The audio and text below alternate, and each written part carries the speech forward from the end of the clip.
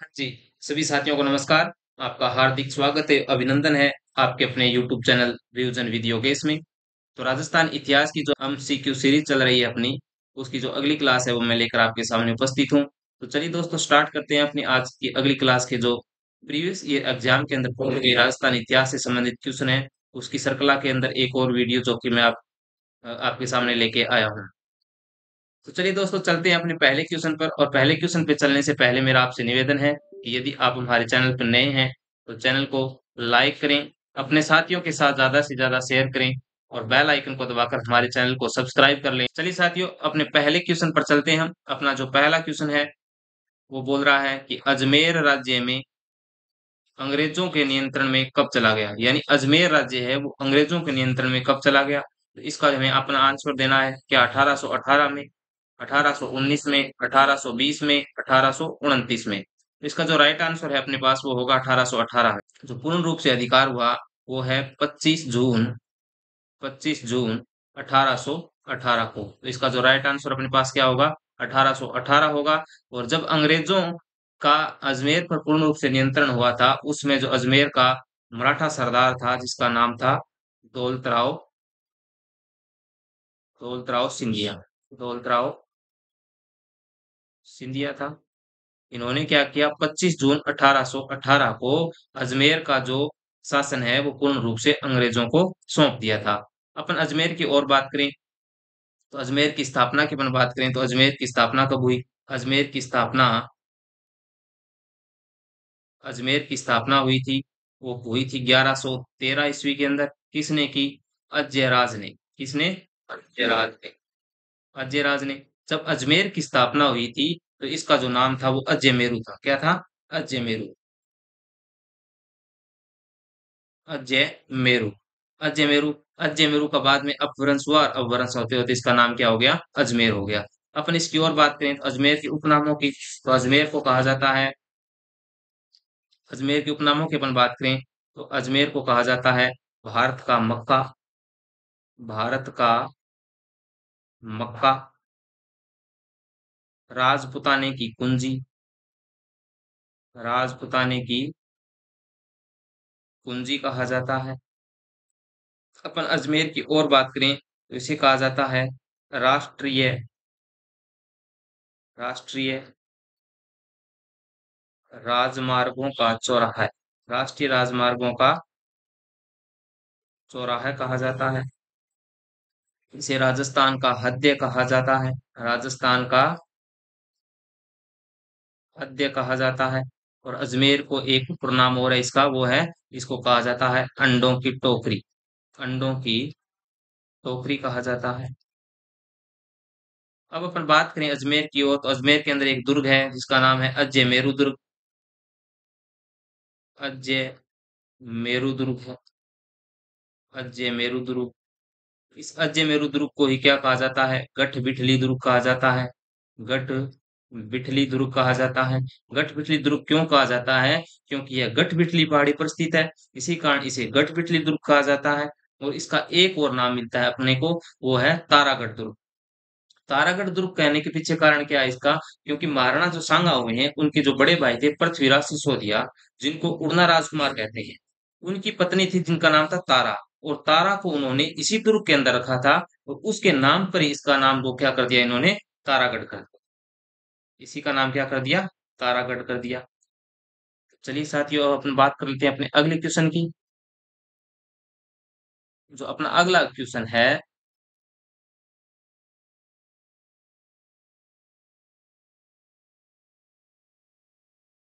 आबू के परमाणु का मूल पुरुष कौन था। आबू के परमाणु का मूल पुरुष कौन था।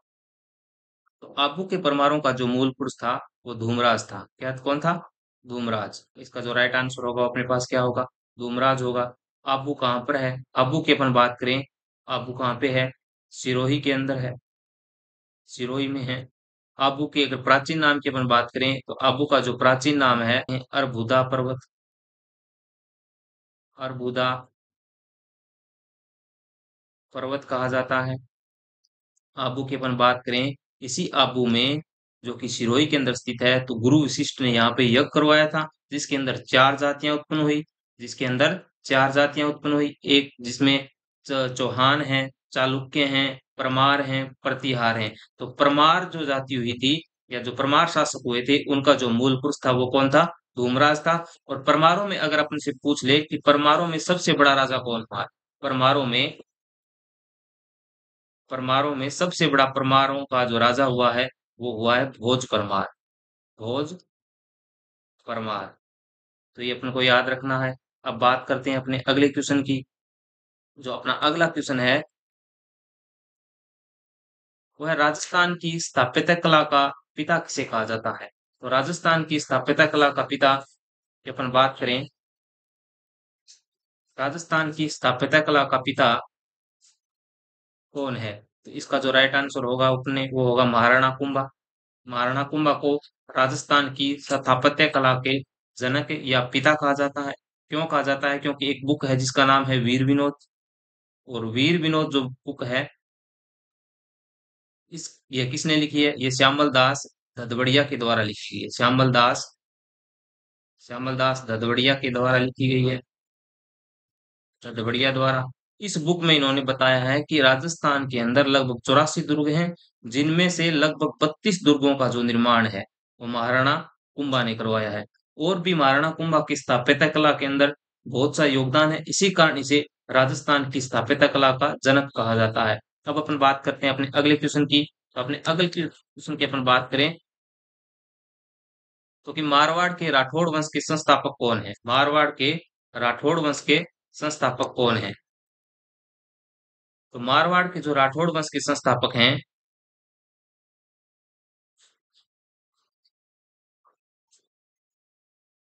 मारवाड़ के राठौड़ वंश के संस्थापक हैं या राव चुंडा है, राव सिया है, राव मालदेव है या राव गंगा है? तो इसका जो राइट आंसर है अपने पास वो क्या है? राव सिया।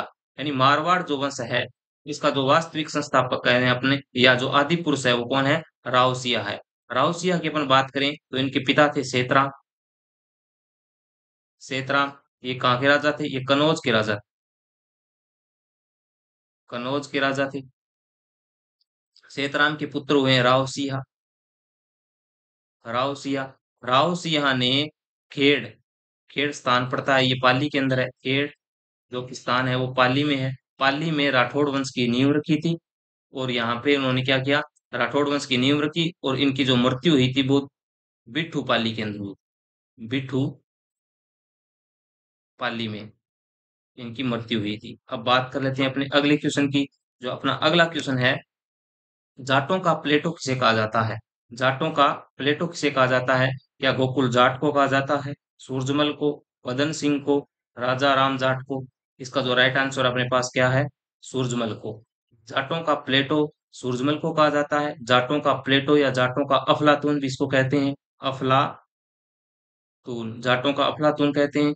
महाराजा सूरजमल की अपन बात करें तो इनके पिता थे बदन सिंह। बदन सिंह। और इनकी जो माता थी उनका नाम था रानी देव। रानी देव की। और इनको कहा जाता है 80 युद्धों का विजेता। 80 युद्धों का विजेता कहा जाता है। कहा जाता है कि महाराजा सूरजमल ने 80 युद्ध लड़े थे, उनमें से एक भी युद्ध नहीं हारा। 80 के 80 युद्ध हैं वो इन्होंने जीते थे, इसी कारण इसे 80 युद्धों का विजेता कहा जाता है। अब अपने चलते हैं अगले क्वेश्चन पे। और अगले क्वेश्चन की अपन बात करें कि मारवाड़ के किस राजा ने मुगलों की अधीनता स्वीकार नहीं की थी? राव जोधा, राव बीका, राव मालदेव, राव चंद्रसेन। तो मारवाड़ के जो राजा थे जिसने मुगलों की अधीनता स्वीकार नहीं की थी वो थे राव चंद्रसेन। कौन थे? राव चंद्रसेन। इसका जो राइट आंसर अपने पास वो क्या होगा? डी होगा। और राव चंद्रसेन की अपन बात करें, इनका जो जन्म हुआ था 16 जुलाई 1541 ईस्वी के अंदर हुआ था। और इनका जो राज तिलक हुआ था, यानी ये मारवाड़ के राजा बने थे 1562 में। 1562 में इन्होंने मुगलों की अधीनता स्वीकार नहीं की थी। जब अकबर ने नागौर दरबार लगाया था उसके अंदर ये उपस्थित तो हुए थे लेकिन उन्होंने उसकी अधीनता स्वीकार नहीं की। और जब तक ये राजा रहे तब तक इन्होंने क्या किया? जो अकबर की जो नीतियां थी उनका विरोध किया। इसी कारण इस राव चंद्रसेन को प्रताप का अग्रगामी भी कहा जाता है। क्या कहा जाता है? प्रताप का अग्रगामी कहा जाता है। अग्रगामी।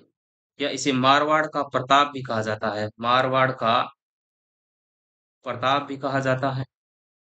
प्रताप, प्रताप का अग्रगामी मारवाड़ का प्रताप। मारवाड़ का प्रताप इसको किसने कहा है? विश्वेश्वर प्रसाद रेव, एक इतिहासकार हुए हैं जिनका नाम है विश्वेश्वर विश्वेश्वर प्रसाद रेव। विश्वेश्वर प्रसाद रेव ने इनको मारवाड़ का प्रताप कहा है। और इसको कहा जाता है मारवाड़ का भूला बिसरा राजा। मारवाड़ का मारवाड़ का भूला बिसरा राजा, बिसरा राजा भी इनको कहा जाता है। अब अपन बात कर लेते हैं अपने अगले क्वेश्चन की। जो अपना अगला क्वेश्चन है कि सामंत प्रथा का वास्तविक संस्थापक किसे माना जाता है? सामंत प्रथा का वास्तविक संस्थापक किसे माना जाता है? राव रणमल को माना जाता है, राव जोधा को, राव गंगा को, या राव मालदेव को? तो सामंत प्रथा का जो वास्तविक संस्थापक है वो राव जोधा को माना जाता है। इसका जो राइट आंसर अपने पास क्या होगा? बी होगा। राव जोधा को माना जाता है। राव जोधा की अपन बात करें तो राव जोधा ने एक तो 1459 ईस्वी के अंदर जोधपुर बसाया था, जोधपुर की स्थापना की थी, जोधपुर की स्थापना की थी। और 1453 के अंदर, 1453 में राव जोधा व राणा कुंभा के मध्य आवल बावल की संधि होती है, जिसमें राव जोधा की पुत्री थी सरंगारी देवी, उसकी शादी है वो महाराणा कुंभा के पुत्र रायमल के साथ होती है। और 1453 में जो आवल बावल की संधि होती है उसके अंदर मेवाड़ व मारवाड़ की सीमा का निर्धारण किया जाता है। और मारवाड़ का जो राजा कौन बनता है? राव जोधा बनता है।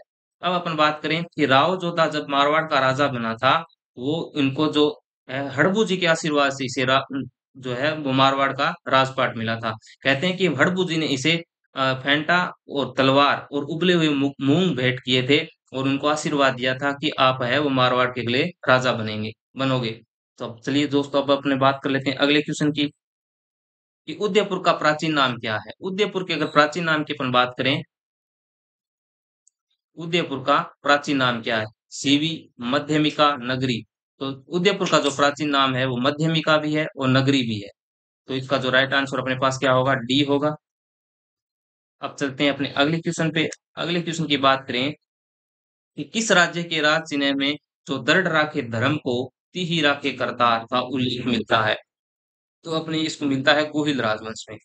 यानी जो गुहिल राजवंश हुआ है उसके राज चिन्ह में लिखा गया है कि दृढ़ राखे धर्म को तिहि राखे करतार। यानी जो व्यक्ति अपने धर्म पर अडिग रहते हैं, भगवान है वो संसार में उसी को जन्म देते हैं। इस प्रकार की जो ये लिखा गया है वो किसके राज चिन्ह में है? गुहिल राजवंश के। अब बात करें अपने अगले क्वेश्चन की कि गौरी शंकर हीरा चंद ओझा और मोहम्मद नैन्सी के अनुसार गोहिल वंश थे। तो गोहिल वंश इनके अनुसार क्या थे? क्या सूर्यवंशी थे, अग्निवंशी थे, यज्ञकुंड से उत्पन्न हुए हैं, या ब्राह्मण वंशी थे? तो इसका जो राइट आंसर होगा कि गौरी शंकर जो हीराचंद ओझा है और मोहम्मद नैन्सी ने बताया है कि जो गोहिल वंश है या गहलोत वंश भी जिसे कहते हैं, वो क्या थे? सूर्यवंशी थे। अब बात कर लेते हैं अपने अगले क्वेश्चन की कि मेवाड़ में एकलिंग जी का मंदिर किसने बनवाया? तो इसका जो राइट आंसर होगा अपने पास वो क्या होगा? मेवाड़ के अंदर एकलिंग जी का मंदिर है वो बप्पा रावल ने बनवाया। बप्पा रावल ने बनवाया।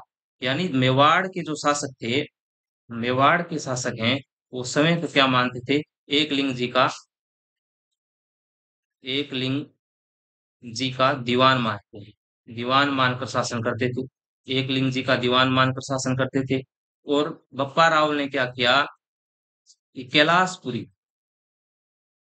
कैलाशपुरी नागदा, कैलाशपुरी नागदा जो कि उदयपुर के अंदर है, उदयपुर में है, कैलाशपुरी नागदा में एकलिंग जी का मंदिर बनवाया। एकलिंग जी का मंदिर बनवाया। एकलिंग जी का मंदिर बनवाया। ये जो एकलिंग जी का मंदिर है, ये एक है पाशुपात संप्रदाय, पाशुपात संप्रदाय, या इसी को कहते हैं लकुली संप्रदाय, लकुली संप्रदाय। लकुली संप्रदाय की जो प्रधान पीठ है वो कहाँ पर है? कैलाशपुरी नागदा के अंदर है। अपन और बात करें अगर बप्पा रावल की, तो बप्पा रावल की तीन उपाधियां मिलती है अपन को। एक तो इनकी उपाधि है चकवे, चकवे। इनको कहा जाता है राजगुरु, राजगुरु। इन्हीं की उपाधि है हिंदू सूर्य, हिंदू सूर्य। और बप्पा रावल की अपन थोड़ी और बात करें तो इन्होंने 115 ग्रेन के सोने के सिक्के चलाए थे। 115 ग्रेन के सोने के सिक्के चलाए थे। अब बात कर लेते हैं अपने अगले क्वेश्चन की। और अगले क्वेश्चन में क्या कह रहा है कि कर्नल जेम्स टोड के अनुसार बप्पा रावल का मूल नाम क्या था? तो बप्पा रावल का जो मूल नाम है वो काल भोज था भाई। काल भोज, इसका जो राइट आंसर अपने पास क्या है? ए होगा। अब चलते हैं अपने अगले क्वेश्चन पे कि गुहिल वंश का प्रथम शासक कौन था जो सोने के सिक्के चलाए? ये मैंने आपको बताया कि गुहिल वंश का जो प्रथम संस्थापक था जिसने सोने के सिक्के चलाए थे वो बप्पा रावल था। बप्पा रावल था। बप्पा रावल ने 115 ग्रेन के सोने के सिक्के चलाए थे। 115 ग्रेन से क्या मतलब है कि गेहूं के 115 दानों का जितना वजन होता है उतने वजन के उन्होंने क्या किए थे? सोने के सिक्के चलाए थे। बप्पा रावल की मैंने और बात बताऊं आपको अगर, तो बप्पा रावल ने 734 ईस्वी के अंदर, 734 के ईस्वी में मानमोरी, मौर्य शासक मानमोरी को हरा के, मानमोरी को हराकर चित्तौड़ पर अपना क्या किया? अधिकार किया था। उसके बाद में अगर इनकी और बात करें तो इन्होंने गजनी का जो शासक था सलीम, उस सलीम को हराया। सलीम को हराया और सलीम को हरा करके वहां का जो शासक है अपने भांजे को नियुक्त किया। और बप्पा रावल के नाम पर ही कौन सा शहर है? रावलपिंडी।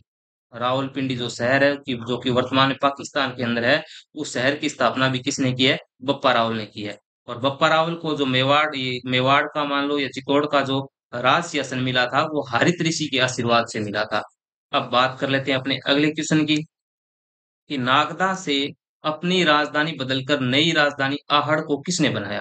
तो नागदा से जो मेवाड़ की प्रथम राजधानी थी नागदा, जो कि बप्पा रावल ने बनाई थी, लेकिन बाद में बप्पा रावल के बाद में एक राजा हुए जिनका नाम है अल्लट।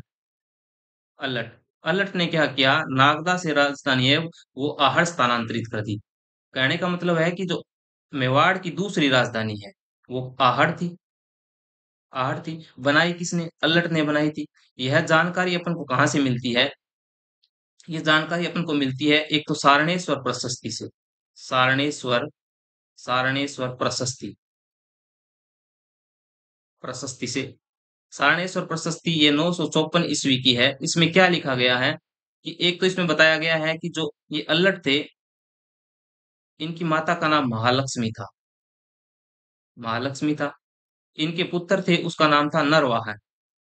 नरवाहन। और एक जानकारी इसके अंदर अपन को मिलती है कि आहड़ के अंदर जो वराह मंदिर है, वराह मंदिर, ये वराह मंदिर है, ये भगवान विष्णु को समर्पित है। इस वराह मंदिर का निर्माण है वो अल्लट ने करवाया था।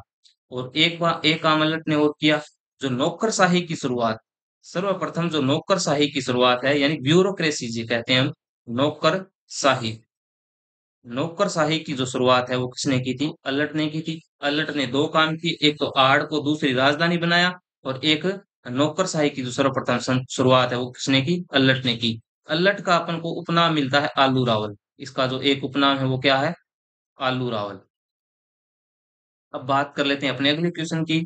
जो अपना अगला क्वेश्चन है, अगला और अंतिम क्वेश्चन है कि वराह मंदिर का निर्माण किसने करवाया?